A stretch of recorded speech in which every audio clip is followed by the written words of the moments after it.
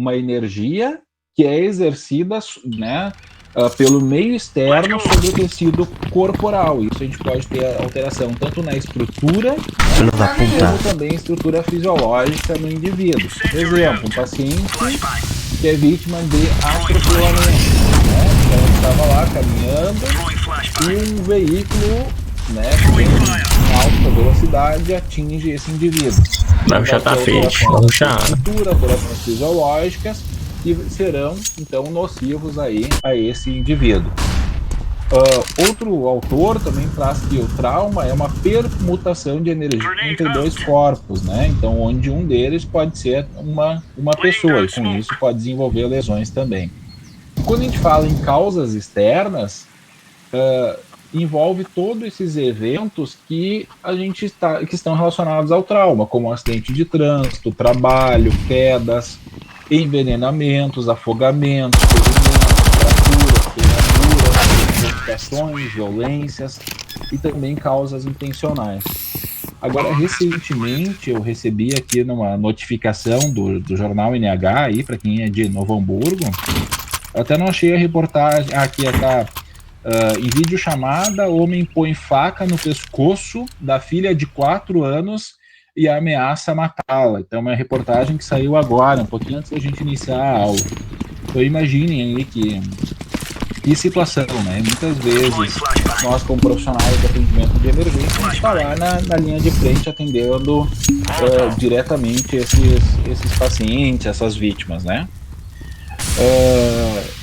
Então, as causas externas, elas estão entre as principais causas de morbimortalidade, e isso em níveis mundiais, né? Então, que representam cerca de 12% do total dos óbitos. E aí a gente fala um pouquinho sobre a diferença de urgência e emergência. Às vezes o pessoal fala assim, uma situação de emergência, vou lá na emergência, vou lá na urgência. Então, qual é a diferença entre a urgência e a emergência? Enquanto eu encho aqui no chimarrão, se vocês entendem, tragam como exemplos alguma situação de urgência e uma de emergência, para entender um pouco a diferença do conceito de um e de outro. Quem poderia contribuir?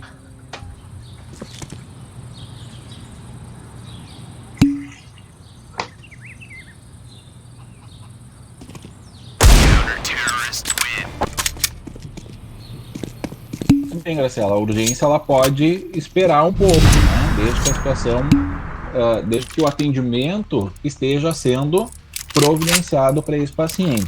Já uma situação de emergência é aquela que precisa de atendimento imediato, porque se o paciente não receber atendimento imediato, ele tem risco eminente de vida, né? Ou de um sofrimento intenso. Então vamos pensar, né? Um paciente vítima de parada cardiorrespiratória, né? Então ele é uma situação de emergência. Uma crise convulsiva, o paciente está convulsionando. É urgência ou emergência?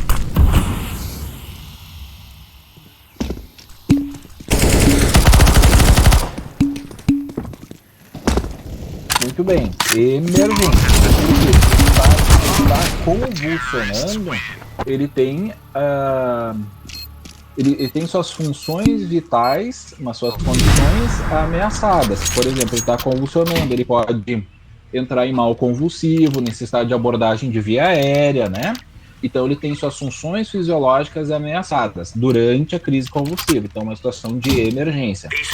Agora, passou a crise convulsiva, ele está ventilando bem, mas está naquele estado pós-ictal, que a gente chama, onde ele fica sonolento, confuso, está respirando bem, está bem perfundido, né? Acorda ali quando a gente chama ele, mas ele está ainda naquele estado pós-ictal. Nessa situação, a gente vai ter uma situação de urgência. Por quê? Porque já passou aquela crise convulsiva inicial onde tinha uma condição ali de agravo à saúde. Vai, Azul, tá tudo então, no bem. A urgência é aquela situação que precisa de atendimento imediato. Já a urgência é quando o paciente pode aguardar por um momento, desde que o atendimento esteja sendo providenciado e suas condições de saúde asseguradas, tá? Bom, já em 2002, através da portaria 2048, né, já foi publicado, e depois, através da portaria 1600, lá de 2011, 2013, se abordou sobre a rede de atenção às urgências, que tem a finalidade, então, de articular e integrar todos os equipamentos. Aí, quando a gente fala em equipamentos, está relacionado ao serviço de saúde, né? Por exemplo, o SAMU, Unidade Básica de Saúde, pronto atendimento, né? Então, articular, integrar todos esses serviços para qualificar o acesso humanizado e integral a todos os pacientes, através de uma forma ágil, oportuna, com acolhimento e classificação de risco, né, e resolutividade. Se a gente for pensar um tempo atrás, né, nós não tínhamos classificação de risco nas portas de entrada, né, do serviço de urgência. Então, muitas vezes, o que acontecia? O paciente chegava lá da emergência do hospital para ser atendido, se fazia o cadastro, o boletim desse paciente, e ele ia aguardar atendimento médico pela ordem de chegada. Então, muitas vezes, tu tinha um paciente que estava apresentando dor precordial, já, né, com característica anginosa, que poderia ser um infarto com supra, e ele estava lá, era o 10º a ser atendido, né, depois de um paciente que torceu o pé uma semana, paciente que estava com uma unha encravada, paciente que estava com dor no dedo há uma semana. Então, todas situações que não necessitavam atendimento imediato. Então, o acolhimento com classificação de risco, ele objetiva que o paciente seja acolhido e classificado de acordo com o risco, de acordo com a gravidade que ele apresenta. Isso tem uma temporalidade diferente do cuidado. Tá? Isso a gente já vai falar em seguida. Então, a rede de atenção às urgências vem para organizar esses serviços e também para melhorar e priorizar o atendimento ao paciente, tá? Então, a rede de atenção, ela é aquela assistência prestada no nível de atenção aos pacientes portadores, então, de quadros agudos clínicos, traumáticos, psiquiátricos, que podem levar, então, ao sofrimento, sequelas ou até mesmo à morte, né? Então, prevendo o atendimento e também transporte a um serviço de saúde hierarquizado, regulado, então, dentro da rede estadual de urgência e emergência. Por exemplo, eu estou de plantão lá num pronto atendimento, numa UPA, e chega um paciente vítima de queimadura, tá? Ontem mesmo recebi um casal que eles estavam fazendo um ritual religioso e teve uma explosão lá durante o ritual, e eles acabaram apresentando queimadura, então até com grande superfície corporal e atingida, né? Então vamos pensar nesse cenário: paciente vítima de queimadura, um paciente grande queimado, tá? O que acontece? Hoje, no Rio Grande do Sul, a gente tem dois grandes centros de tratamento de queimadura, que é o Hospital de Pronto Socorro, o HPS de Porto Alegre, que eles têm uma unidade de queimados, e também o Hospital Cristo Redentor. Inicialmente, se esse paciente ele chega numa UPA e ele é um paciente grande queimado, ele vai precisar de cuidados avançados aí, né, monitorização, reposição hídrica, enfim, né, então vai precisar de cuidados de UTI, de terapia intensiva. Numa UPA, a gente não consegue garantir isso. Então, qual é o fluxo? A UPA vai regular com o SAMU esse paciente, e o SAMU vai determinar para onde esse paciente vai, que pode ser o próprio hospital do município, ou, por exemplo, o SAMU estadual, muitas vezes pode determinar uma vaga zero para um desses hospitais de referência, como, por exemplo, o Cristo HPS, que tem unidade de queimados. Como é que funciona a vaga zero? Né? É quando o hospital já extrapola a sua capacidade de atendimento, né? Ou está ali no limite do atendimento, e o SAMU determina que, mesmo assim, o paciente vá para este hospital. E qual é a ordem, qual é a preferência? Que o hospital seja referência para esse tipo de atendimento, seja, então, AVC, queimado, urgência clínica, urgência gineco-obstétrica, urgência pediátrica, né? Então, seja referência para isso, por área de referência da região, por proximidade da situação e também por ser o hospital da vez, né? Ontem mesmo, a gente recebeu um paciente de charqueadas que sofreu um acidente de trânsito e tal, e a referência nessa situação por vaga zero seria o HPS, mas o HPS já estava lotado, e aí o SAMU disse, olha só, vou ter que colocar vaga zero para vocês, porque o HPS está lotado. Então o paciente acabou indo lá para o Cristo. Então, porque nessas situações, então o SAMU metropolitano vai determinar para qual hospital vai, pensando em vaga zero. Tá? Então, é uma das formas de regulação desse paciente agudo, tá? Que está no primeiro atendimento do serviço pré-hospitalar. Todo o componente da rede de urgência e emergência, ele está aqui como o seu pilar voltado para a atenção básica de saúde. Tá? O objetivo, então, é o acolhimento, a qualificação profissional, a informação e regulação. E já em seguida vamos falar, então, sobre esses serviços aí que compõem a rede de atenção às urgências. Dentro do componente pré-hospitalar, a gente tem o pré-hospitalar móvel, que compõe o SAMU, né? Então, o atendimento de suporte básico, suporte avançado, né? E as redes e as centrais de regulação. E também a gente tem o pré-hospitalar fixo, que são as unidades de pronto atendimento, estratégia de saúde da família, unidade o posto de saúde, né? E no componente hospitalar, a gente tem as emergências aí, né? As unidades hospitalares. Dentro da rede de atenção às urgências, o que a gente tem, então, né? A central de regulação do SAMU, como centro regulador do atendimento desse paciente agudo, né? As campanhas como estratégia de prevenção, então a gente observa muitas campanhas, como, por exemplo, essa aqui, se beber, não dirija, né? Então, e hoje, o que mais a gente consegue enxergar, né, quando a gente abre redes sociais, noticiários, né, canais de notícia, estão voltadas ao coronavírus, onde orienta a população a usar máscara, né, higiene de mãos e, principalmente, hoje, prevenir aí aglomerações, né, para evitar a disseminação e diminuir a disseminação do coronavírus. Então, hoje, o que a gente mais vê, né, são essas campanhas aí de prevenção do coronavírus. Por quê? Porque as emergências hospitais estão lotados com esse perfil de atendimento de pacientes.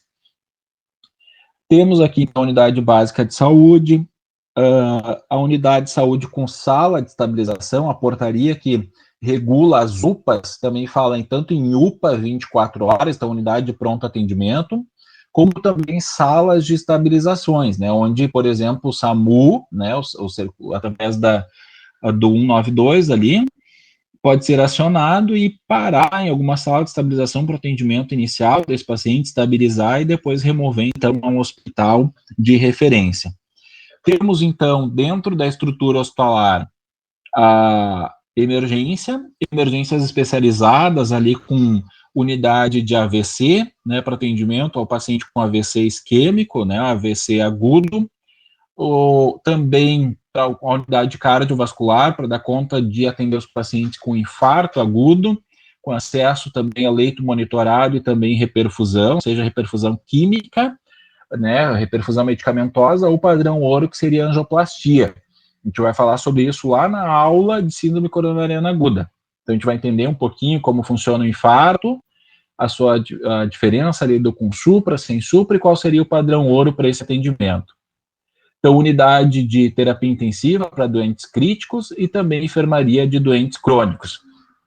E hoje se trabalha muito também com um melhor em casa, que seria para trabalhar com a deshospitalização desses pacientes e acompanhamento depois, já em domicílio, para diminuir taxa de ocupação, diminuir complicações e o risco pela sua hospitalização.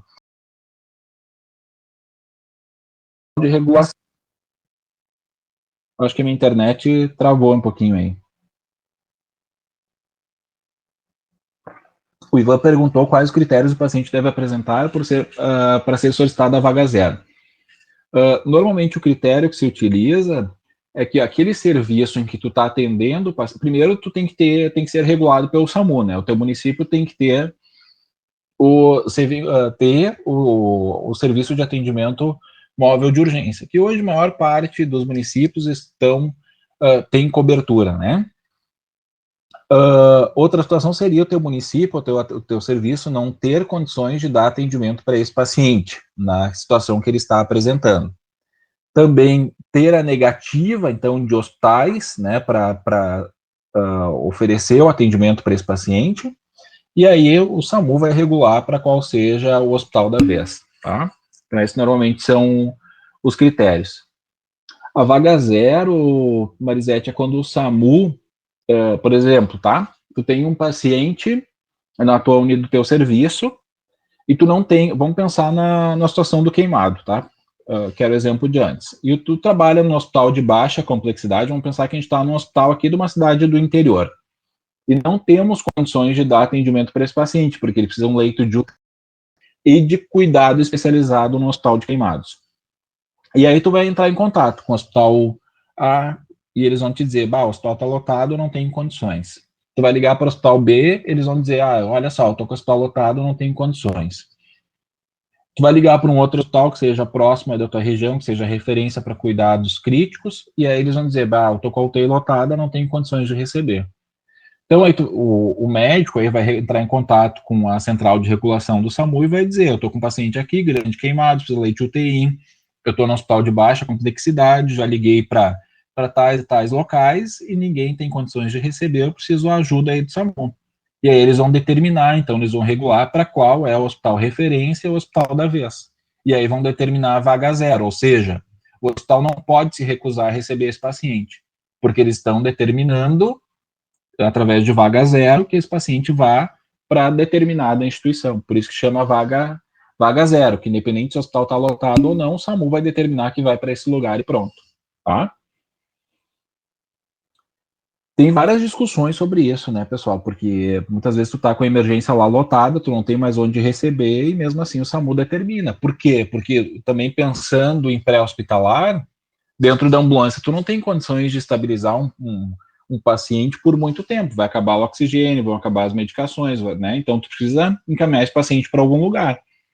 Então por isso que surgiu aí também essa questão da vaga zero, porque antes muitas vezes tu ficava com o paciente horas e horas aí circulando dentro das ambulâncias e ninguém recebia o paciente, tá?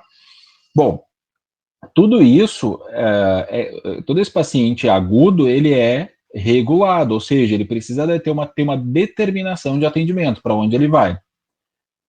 Trabalhamos com 3 complexos reguladores principais, que entra a central de regulação de consultas, tá? Que entra os procedimentos ambulatoriais e também consultas especializadas. Por exemplo, eu sou hipertenso, diabético, vou consultar no posto de saúde do meu município e o médico lá do posto pede uma consulta com um endocrinologista. Então, dentro da central o posto vai encaminhar para a central de regulação de consultas e a central de regulação vai marcar onde e quando eu vou consultar com esse especialista, né? Que pode ser dentro do próprio município, quando o município oferece essa especialidade, ou pode ser em outro município, né, que o município tenha convênio, seja referência, então, para consulta especializada. Tá? Então, essa funciona a central de regulação de consultas, então, de caráter ambulatorial e eletivo. Temos também a central de regulação de internações hospitalares, que também funciona para procedimentos eletivos. Exemplo, um paciente que vem em acompanhamento lá no posto de saúde, que tem uma coxartrose de quadril, né? Muito comum em pacientes idosos aí que tem aquela dor crônica no quadril, por desgaste ali, e muitas vezes tem que fazer uma prótese, né? Então é uma cirurgia, um procedimento eletivo. Isso vai ser regulado, a internação, primeiro vai ser regulado uma consulta com um especialista que vai dizer, ok, realmente esse paciente precisa operar. E ele vai entrar na fila de espera para esse tipo de cirurgia. E aí, no caso que eu estou dando exemplo, uma prótese de quadril. Então, ele vai aguardar nessa fila até que chegue a sua vez, que vai ser um hospital da referência da sua região, né? Então, e aí vai determinar qual o dia da cirurgia, qual o dia que ele vai ter que internar e onde vai ser. Então, aí a gente tem a central de regulações de internações hospitalares. procedimentos cirúrgicos também, como hérnia abdominal, né? Pacientes com colelitias, né? Então, como o pessoal chama de pedra na vesícula. Então, muitas vezes são procedimentos seletivos que eles ficam, são regulados através da central de regulações de internações, para quando o paciente vai operar e aonde vai, tá?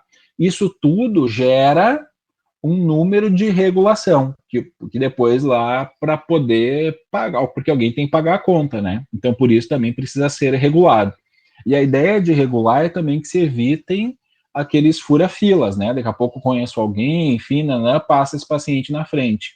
Ou que vá para tem um hospital superlotado, e aí não dão conta da demanda, e outro hospital com baixo número de hospitalizações e procedimentos. Então, através da regulação também se consegue visualizar isso. Da central de regulação de urgências, a gente está falando, então, do atendimento pré-hospitalar, e o grande centro regulador das urgências é o SAMU, tá? Aqui em Novo Hamburgo, ele faz parte do SAMU metropolitano, que é o SAMU estadual. Em Porto Alegre, então, o SAMU, ele não faz parte do SAMU estadual, foi o primeiro SAMU aqui do Rio Grande do Sul, né, que foi o SAMU de Porto Alegre. Ele é um SAMU municipalizado, então ele é regulado dentro do próprio município, então ele é outra central de regulação. Pensando então em Porto Alegre, muitos de vocês já ouviram falar sobre a EcoSalva, né, que é um serviço de atendimento pré-hospitalar privado, ou por exemplo a SOS Unimed, né, outros serviços que têm serviço de atendimento pré-hospitalar. Vamos trazer o exemplo da EcoSalva. São chamados no atendimento numa clínica de idosos, né, uma instituição de longa permanência, para atender uma paciente que caiu da própria altura e teve um trauma no quadril, e apresenta rotação e encurtamento do membro inferior direito. Quais são nossas hipóteses aí? O que esse paciente pode estar apresentando? Teve uma queda com trauma no quadril, apresenta rotação e encurtamento do membro inferior direito.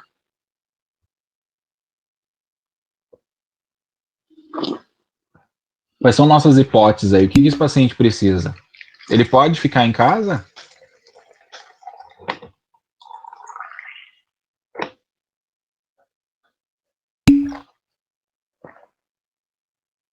Muito bem, a Taimara e a Marisete colocaram bem aí, né? Então, se ele apresenta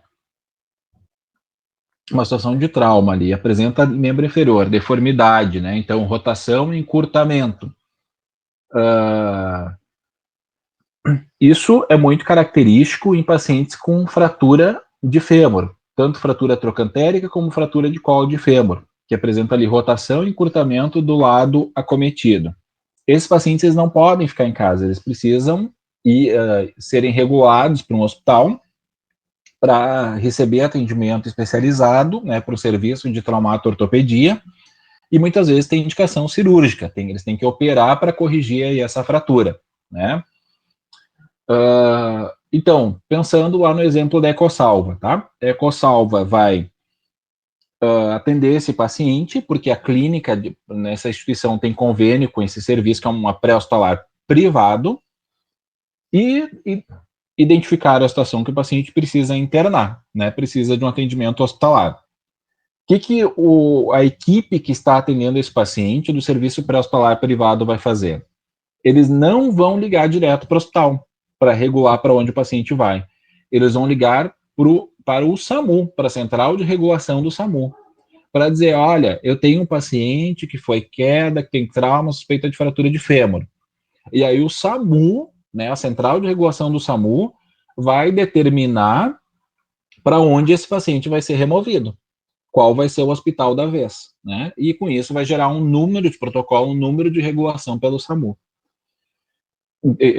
Então, entenderam? O serviço de pré-hospitalar privado está atendendo o paciente, né, porque tem convênio com eles ali, e para esse paciente ir para um hospital do SUS, ele precisa ser regulado pelo SAMU. Então, o SAMU vai determinar para onde esse paciente vai, e a EcoSalva vai remover, com o número de regulação lá do SAMU.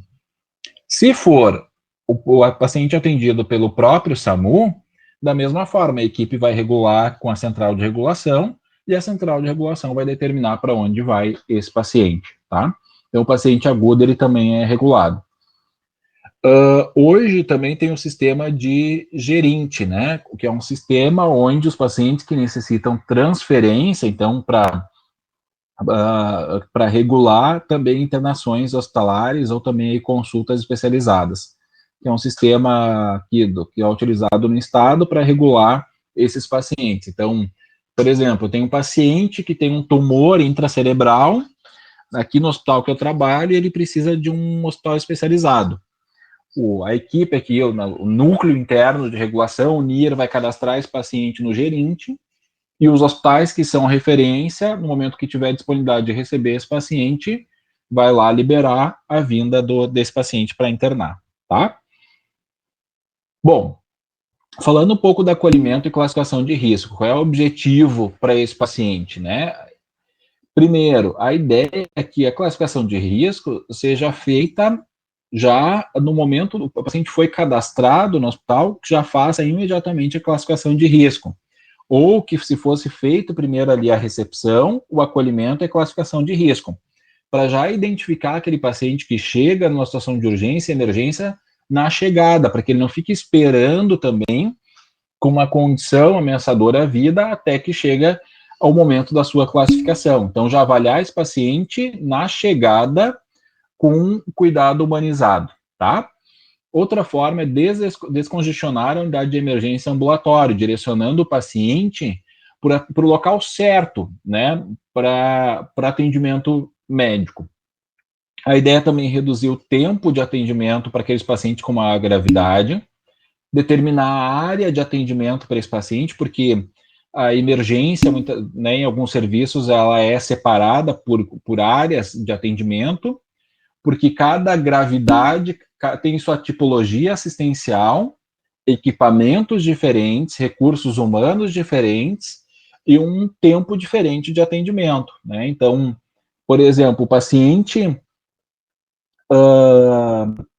que chega vítima de um acidente de trânsito, dependendo da sua situação, da sua gravidade, ele pode ser atendido em salas diferentes, tá? Então, se o paciente chega nas vítimas de acidente de trânsito, tem só um entorse no tornozelo, não tem TCE, não teve perda de consciência, não tem dor na coluna vertebral, não tem trauma tóraco-abdominal, foi só o pé, tá? Esse paciente ele pode muito bem ficar sentado numa cadeira de rodas e ficar em atendimento numa área azul, uma área de consultórios. Agora, se ele tem um TCE com perda de consciência, tem rebaixamento de sensório, ou seja, uma escala de pontuação de Glasgow de perda de pontos na escala, ele precisa de uma área, ser atendido numa área de maior complexidade, então numa área vermelha, laranja, amarela, enfim, né? Então, a classificação de risco também vai determinar para onde eu vou encaminhar esse paciente dentro do meu serviço de urgência e emergência para ele ser atendido, tá? Assim também como informar o tempo de espera para os pacientes. Por exemplo, o paciente verde ele pode esperar até 2 horas aí para ser atendido, né, dentro do serviço. A Tassiane estava perguntando se funciona também para o convênio. Quando o paciente tem convênio, aí ele pode ser regulado direto pelo serviço, Tassiane, convênio particular, né? Por exemplo, eu tenho Unimed aqui em Novo Hamburgo, tá? Eu tenho Unimed, eu quero ir para o PA da Unimed, para o hospital da Unimed. Então, o serviço pode fazer contato direto com a Unimed e aí regular. Agora, se está sendo atendido pelo SAMU, por exemplo, eu tenho convênio com a Unimed, sofro um acidente, estou sendo atendido pelo SAMU, e digo, eu não quero ir para o municipal, eu quero ir para a Unimed, tá? Como eu estou sendo atendido por um serviço público, o serviço público vai regular com o serviço público, então, direto para o hospital municipal, tá? Quando eu chegar lá e aí quiser ser transferido, eu posso falar com a equipe e dizer, não, eu quero ser transferido para outro serviço, tá? Algumas vezes acontece, tá? Eu tenho um convênio, enfim, eu quero ir direto para o Hospital Regina, quero ir direto para a Unimed. Algumas vezes por superlotação dos serviços, né? Ou vínculo do paciente com o médico, convênio, às vezes consegue fazer direto, mas normalmente o público regula com o público, tá? Acho que alguém ia fazer alguma pergunta aí. Posso fazer uma outra pergunta, professor? Mas assim, Claro, por favor. quando o paciente está no convênio e, por exemplo, é um infarto, ele precisa ir para UTI, ele não quer internar, não quer ir para UTI, não tem condições de pagar particular, ele não tem direito a essa internação. Aí é a regulação que manda ele para o SUS, daí onde tem leito, é isso? Exatamente. Tá, Então, entendi. então assim, o paciente, isso é bem colocado, às vezes o paciente ele tem um convênio ambulatorial, né, e vai para um serviço privado, e chega lá, tá infartando, precisa angioplastia, precisa UTI, enfim, né, e ele não tem condições de pagar, arcar as despesas por isso. Então, esse paciente, ele precisa ser regulado. Como é um paciente agudo, por exemplo, principalmente se for infarto com supra, ele entra dentro da rede AVC, IAM ali, né, da linha de atenção cardio-cérebro vascular. Então, ele vai ser regulado com o SAMU e o SAMU vai determinar para onde ele vai. Essa é a ideia, né? Bom, ali da classificação de atendimento por prioridade, tem vários protocolos de classificação de risco, tá? O que se determina é que a classificação de risco ali, e vejam bem, a gente não está falando em triagem. Quando a gente fala em triagem, a gente prevê exclusão. E a classificação de risco, ela não prevê exclusão. Ou seja, no momento que eu faço o acolhimento classificação de risco, eu vou dizer para esse paciente, olha, aqui é uma emergência especializada, o teu caso não é para cá, mas tu pode procurar atendimento neste lugar. Então, sempre eu vou dizer, vou referenciar para onde esse paciente vai, tá? Quando a gente fala em triagem, a gente vai só dizer, é para cá ou não é para cá. E o paciente que se vire. O único profissional que está habilitado para fazer triagem de exclusão é o profissional médico.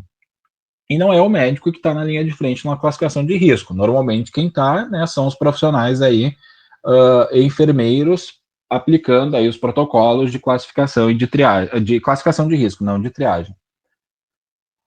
Por isso é importante que a gente tenha um protocolo validado, né, cientificamente, para dar respaldo dentro da nossa priorização ali ao paciente. Tem vários protocolos validados, tá?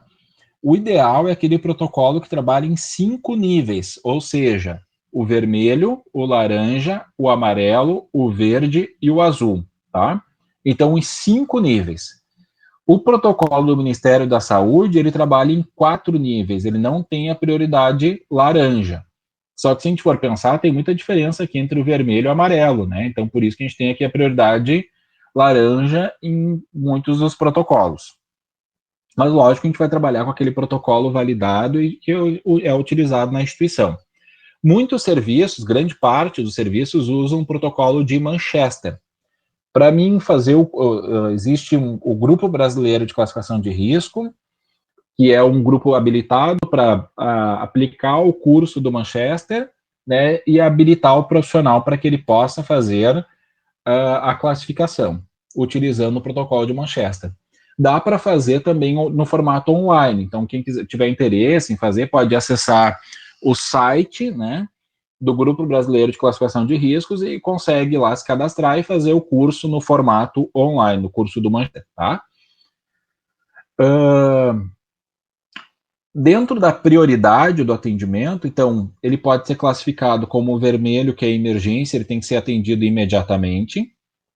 O laranja, que é o muito urgente, que ele pode ser atendido em 10 minutos, né? Então, por exemplo, um paciente com mecanismo de trauma significativo, um acidente de trânsito, onde envolveu um mecanismo de alta energia, tá?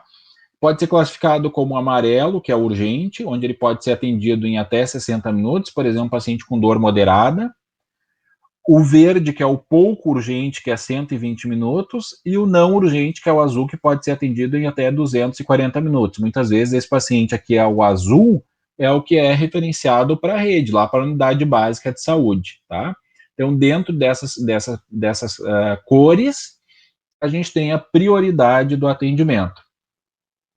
Aqui eu trouxe um exemplo de um fluxograma de risco conforme o protocolo de Manchester. Como que funciona, tá? O paciente chega lá na emergência e ele se queixa de dispneia. Ah, eu tô com falta de ar, tá? O que a gente vai olhar? Sempre o fluxograma, ele é direcionado, o Manchester ele trabalha com mais de 50 fluxogramas, e cada fluxograma vai ter um discriminador que vai determinar a sua prioridade. Então, por exemplo, a queixa principal do paciente era dispneia, ele chegou lá e você está com falta de ar. O que a gente vai começar olhando o fluxograma? Sempre de cima para baixo. Então, a gente vai avaliar, o paciente tem obstrução de via aérea? Não, não tem, porque ele chegou até falando que estava com falta de ar. Respiração inadequada, estridor, babando-se, em choque. Se ele tem alguma dessas situações, eu já paro aqui, né? Então, sim, e a prioridade dele vai ser vermelho. Se não tem, eu vou para o próximo quadro. Vou ver se o paciente apresenta dor precordial, saturação baixa, hemoptise, né? Se ele apresenta um desses, eu paro aqui e a prioridade vai ser laranja. E cada um desses tem também a sua descrição conceitual. Por exemplo, o que é uma saturação de O2 baixa? Abaixo de quanto eu vou considerar, né, a saturação de O2 baixa? Então, sempre eu vou de cima para baixo, no momento que confirmou algum discriminador, eu paro aqui, e eu vou ter, então, a prioridade do paciente, né, a cor, a prioridade e a temporalidade do cuidado. Em quanto tempo esse paciente tem a intenção de começar o atendimento médico, quanto tempo esse paciente deveria, né, de ter acesso ao atendimento médico. Então, isso é um exemplo de fluxograma para os pacientes. A hemoptise é aquele paciente que tem tosse com presença de sangue.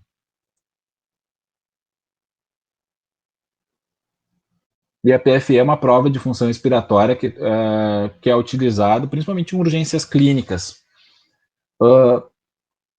Mas muitas vezes a gente não avalia isso mesmo no Manchester aqui, tá, pessoal? Porque aí também já requer uma intervenção maior que muitas vezes a gente não consegue fazer na classificação de risco.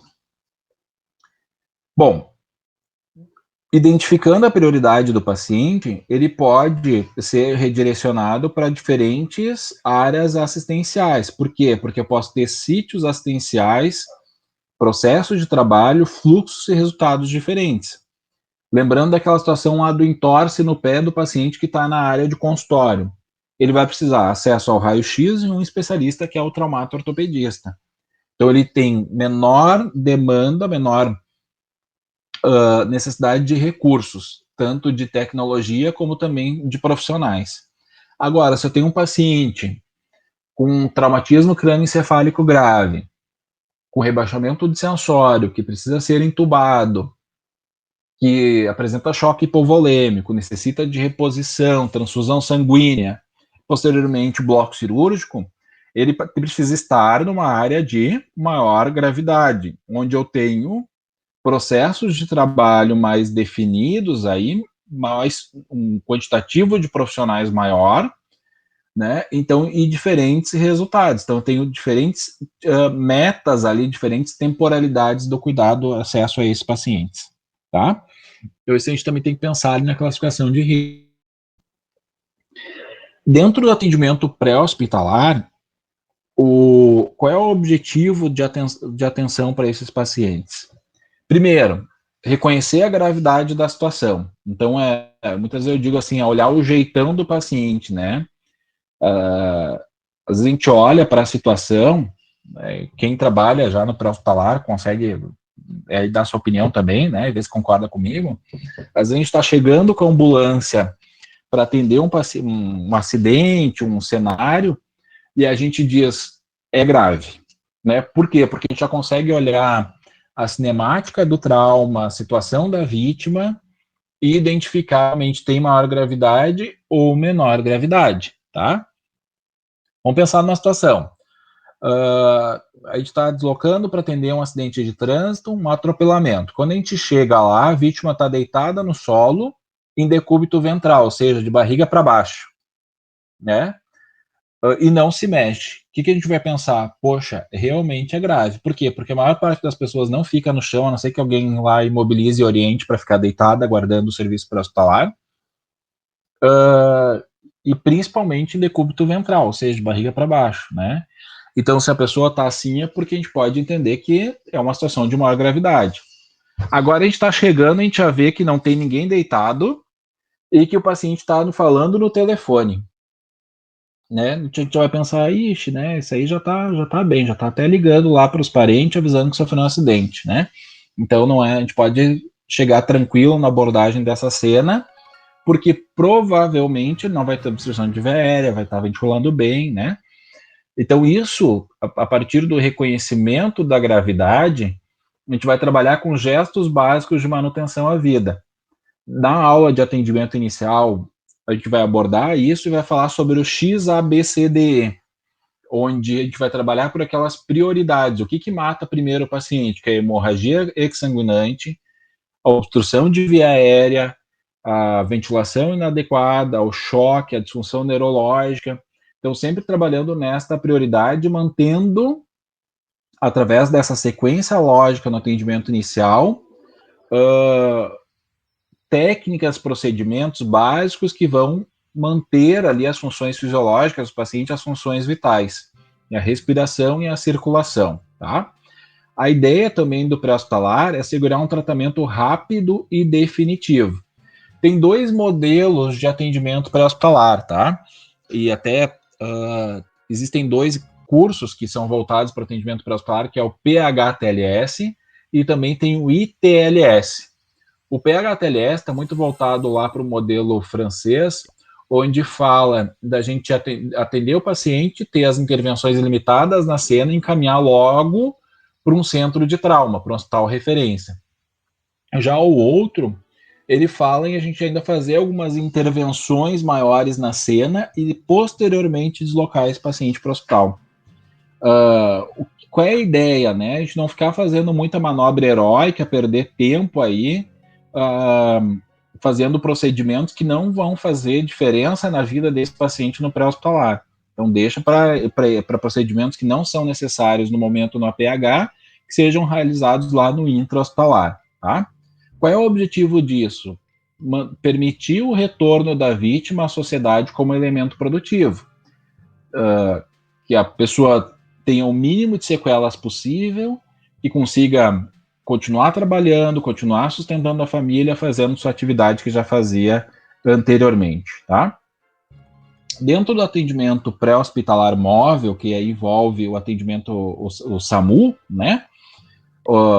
Quando a gente fala do serviço público e nos serviços privados também são divididos dentro dessa tipologia assistencial, a gente tem unidade de suporte básico, que é o USB, onde é composta ali por um técnico de enfermagem, né?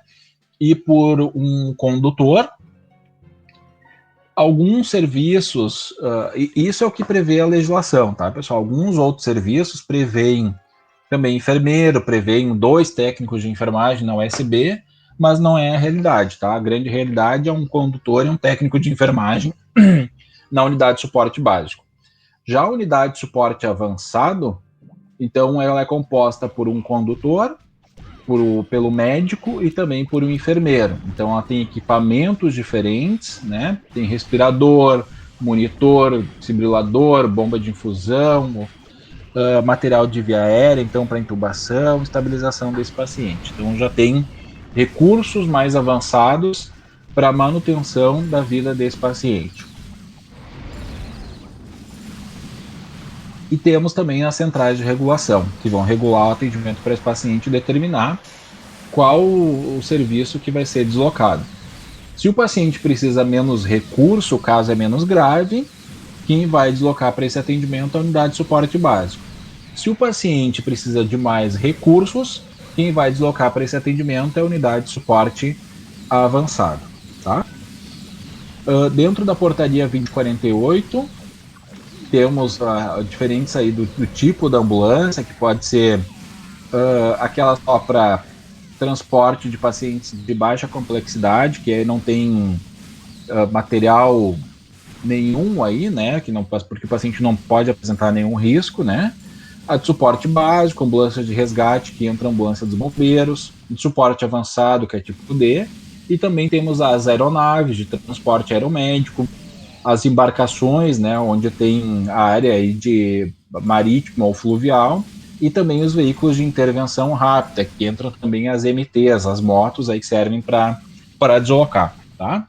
Aqui a gente tem uma foto ilustrando uma ambulância do SAMU, onde tem a maca retrátil, a maca rígida, os torpedos de oxigênio, as maletas com materiais, medicamentos aqui, né, para a abordagem do paciente.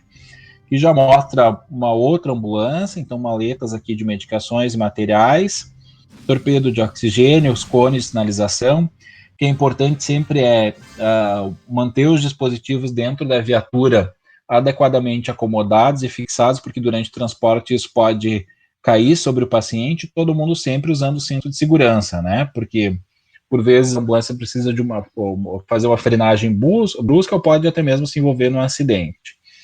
Aqui já ilustrando uma unidade de suporte avançado, onde tem um ventilador aqui de transporte, um outro respirador, outro ventilador mecânico, o desfibrilador, né, o cardioversor, que serve também como monitor, né, e pode ser também utilizado como monitor de transporte.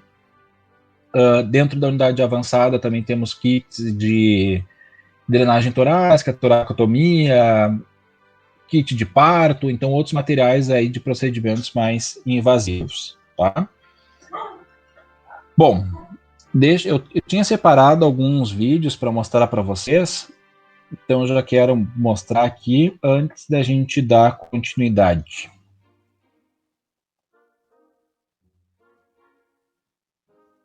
Para mostrar um pouquinho do atendimento aí, de como funciona o SAMU. Tudo bem até aí, pessoal? Bastante informação, né? Mas eu acho que tá tudo certo aí, né?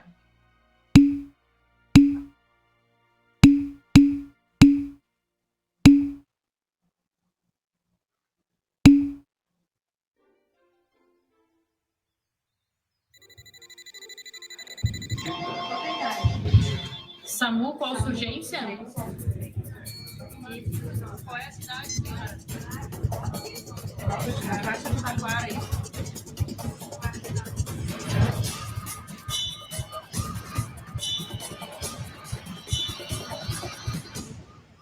Uma cena comum nas grandes cidades.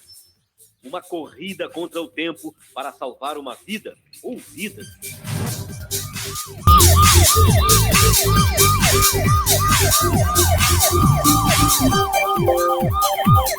Todos os dias, centenas de profissionais altamente capacitados trabalham para um único fim. SAMU, qual a urgência? Socorrer pessoas. SAMU, qual a urgência? SAMU, qual a urgência?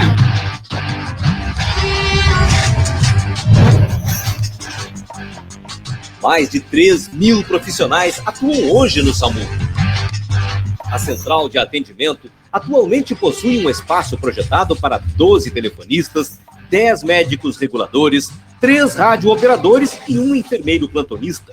Além disso, conta com uma moderna estrutura para o atendimento dos chamados, uma sala para gerenciamento de crises e desastres com múltiplas vítimas, equipada e disponível para uso imediato. Um complexo e sofisticado trabalho operacional que pouca gente vê.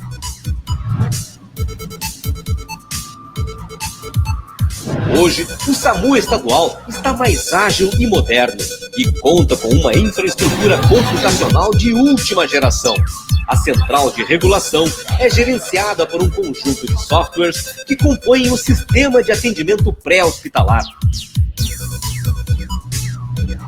Todas as equipes são monitoradas em seus deslocamentos através de dispositivos com tecnologia GPS. As emergências por telefone são atendidas por profissionais da central. Esta chamada é repassada ao médico. Ele faz uma rápida entrevista e decide se pode dar uma orientação por telefone ou se deve encaminhar a missão para a equipe mais próxima. Essa informação chega via smartphone para os socorristas. Por mês, são realizados pelo SAMU 13.000 atendimentos, além de 9.000 remoções, 4.000 atendimentos com traumas, 9.000 atendimentos clínicos, mais 1.000 transportes interhospitalares. O SAMU Estadual do Rio Grande do Sul conta com profissionais conscientes de que o trabalho que é realizado pode representar a diferença entre a vida e a morte.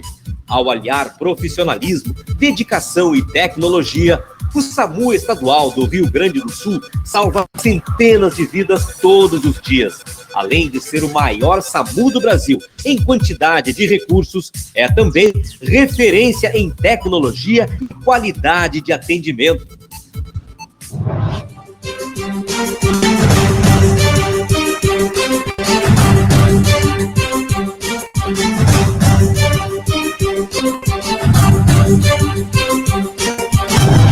SAMU, qual a sua urgência?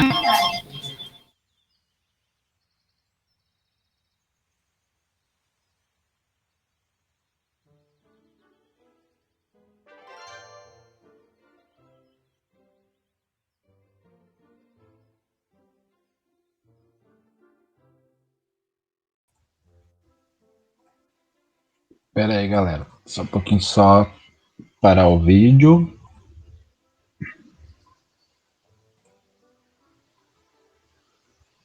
Eu vou passar um outro videozinho bem rapidinho, tá? De 2 minutos, daí eu já encerro com vocês. Aguentem aí.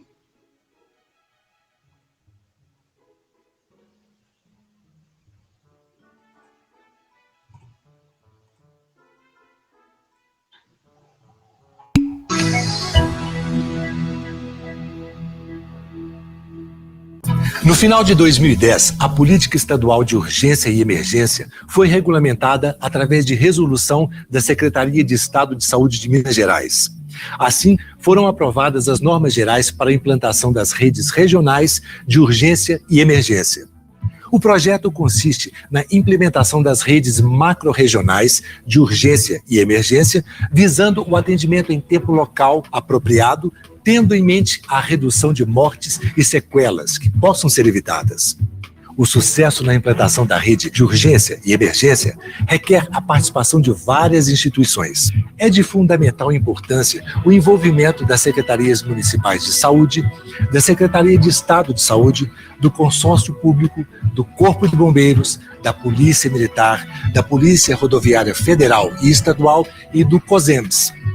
A rede de urgência e emergência do Estado tem vários componentes. São eles: a atenção primária em saúde, as unidades de pronto atendimento, os hospitais classificados de acordo com sua tipologia e função na rede, o SAMU, Serviço de Atendimento Móvel de Urgência, o complexo regulador como instrumento de comando na resposta às demandas de urgência e o Comitê Gestor Macro-Regional. A rede foi desenhada com base no Plano Diretor de Regionalização e tem como território a macro-região. Ela pode apresentar variações de acordo com especificidades regionais. A sua implementação, concentrando certos serviços e dispersando outros, leva em conta um ganho na economia de escala, na qualidade técnica, na eficiência e na efetividade, mas sempre respeitando a garantia do acesso aos serviços do SUS. O modelo de atenção para as condições agudas é a classificação de risco, o que levou à adoção do protocolo de Manchester em cada ponto de atenção da rede. O protocolo é uma linguagem única para a classificação de risco das demandas de cuidado nos casos de condições agudas. Para adesão à rede de urgência e emergência, os municípios da macro-região devem garantir contrapartida financeira municipal para custeio das atividades do Serviço de Atendimento Móvel de Urgência, SAMU 192, e do Núcleo de Educação Permanente, NEP, que serão gerenciadas por um consórcio público.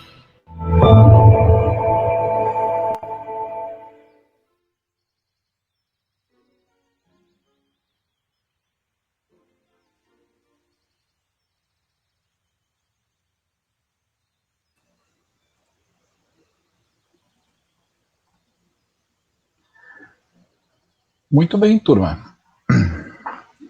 Já chegamos aí, 12h15, né? Normalmente vocês vão perceber que essa aula passa muito rápido, a gente começa a falar um pouco quando a gente vê, pô, acabou a aula, né? Esses dois vídeos, um falava então sobre a composição da rede de urgência, como funcionava a rede de urgências, trouxe um exemplo ali de Minas, né, mas se remete aí à realidade também aqui do estado. E outro falava um pouquinho sobre a central aí de regulação. Tem outros dois vídeos também que semana que vem aí eu concluo e apresento aí para vocês, tá? Espero que tenham conseguido aí entender um pouco sobre o funcionamento aí da rede de atenção às urgências, um pouquinho sobre o funcionamento aí do atendimento pré-hospitalar, do SAMU. Na semana que vem a gente vai concluir, vai começar a parte também de cinemática do trauma. Certo, turma? Então descansem aí, cuidem de vocês, né, das suas famílias, né, se protejam aí do Covid, porque o bicho tá solto, tá? Aproveitem, tomem um chima aí. Bom final de semana aí para vocês. Tchau, tchau.